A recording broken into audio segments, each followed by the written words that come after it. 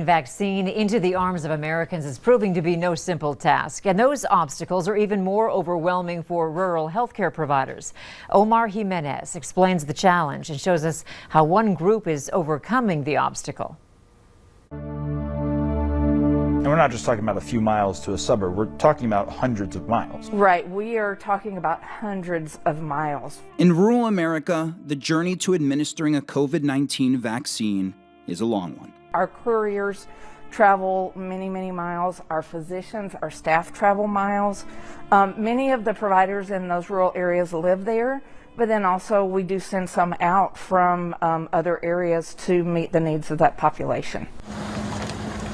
In Bemidji, Minnesota, the vaccine's journey starts with being packed up in coolers, constantly monitored for temperature. Storage requirements for freezer temperature, refrigeration temperature, and they're only good for 5 days once we pull them out of that ultra-cold freezer.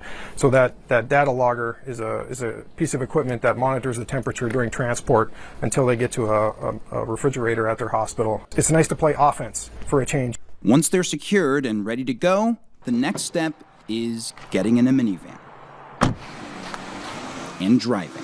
Snow or shine, these couriers are within a network responsible for covering hundreds of miles of road. This route alone that we're following is just under 100 miles, all just to get vaccine in the position to be administered.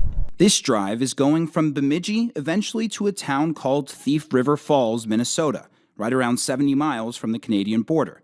Nationwide, rural Americans live an average of more than 10 miles from the nearest hospital, and this region has the longest average travel time to the nearest one than any other part of the country, according to Pew Research.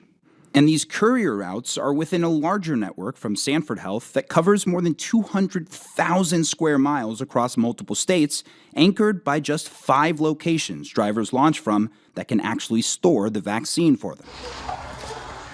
And when it arrives, fresh from the minivan, it's not flashy. It's just a guy in a jacket walking into a hospital with temperature-monitored coolers in his hands.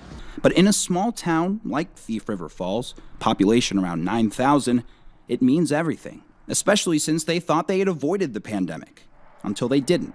And staff tell us at one point, most of their inpatients were COVID patients, in a town where everyone knows everyone. We've always thought that, nobody dies alone.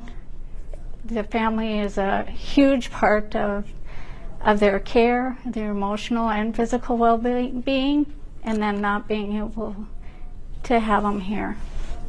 It's been the hardest thing. And these aren't just patients, you feel like they're part of your family. Exactly. It's an awful feeling. Skolarski hopes goes away forever. My hope is with this vaccine is that we can get that back, Hi, welcome, come on in.